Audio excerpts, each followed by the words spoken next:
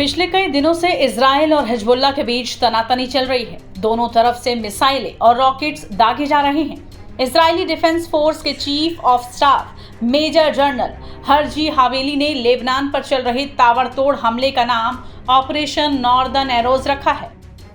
आखिर क्यों ये उत्तर दिशा में ही सारे हमले हो रहे हैं? आपको बता दें कि अब तक इस हमले में लेबनान में करीब 600 लोग मारे गए, 1600 लोग जख्मी हो गए।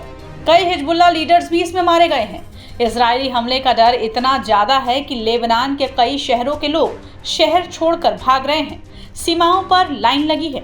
इजरायली फाइटर जेट्स ने हिजबुल्लाह के लॉन्चर्स, कमांड पोस्ट, घरों जिसमें लड़ाके छिपे हैं, हथियार डिपो को टारगेट बना दिया है। खासतौर से दक्षिणी लेबनान और बेका वैली का बड़ा इलाका। हिजबुल्लाह के करीब 1600 टारगेट्स पर इजराइल ने आसमानी हमले किए।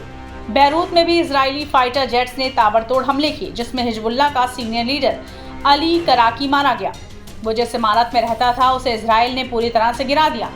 कराकी हिजबुल्लाह के इब्राहिम आकिल की जगह लेने वाला था। आकिल हिजबुल्लाह के रैडवान फोर्स का कमांडर था, जो बैरूत में एक इमारत की बेसमेंट में मारा गया। उसके ऊपर इजराइल ने एक पूरी इमारत गिरा दी थी। स्थानीय मीडिया रिपोर्ट्स के मुताबिक कराकी मारा गया है, लेकिन हिजबुल्लाह इस बात से इनकार कर रहा है। कहा जा रहा है कि कराकी ठीक ठाक है।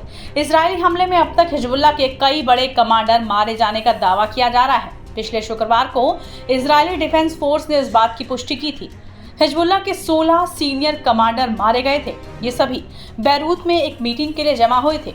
इसमें प्रमुख है इब्राहिम आकिल, फुहद शुक्र, विसम अल ताविल, अबू हसन समीर, तालिम समीर, अब्दुल्ला मोहम्मद नासिर और इब्राहिम कोबीसी हिजबुल्लाह की मिसाइल यूनिट का इंचार्ज था, जिसके मारे जाने की अब लगातार चर्चाएं हो रही हैं। कोबीसी को लेकर इजरायली डिफेंस फोर्स ने कहा कि वो अपने आतंकी संगठन के लिए काम करता था, आतंकी हमलों की प्लानिंग और उन्हें पूरा करने की सारी जिम्मेदारी लेता था। इसकी वजह से इजरायली सेना और आम नागरिक मारे गए हैं, इसलिए उसे मारना जरूरी था। कोबीसी एयर स्ट्राइक में मारा गया। वो जिस इमारत में रह रहा था उसे इजरायली सेना ने बम से गिरा दिया। इस हमले में हिजबुल्लाह के 15 और लड़ाके जख्मी हुए हैं।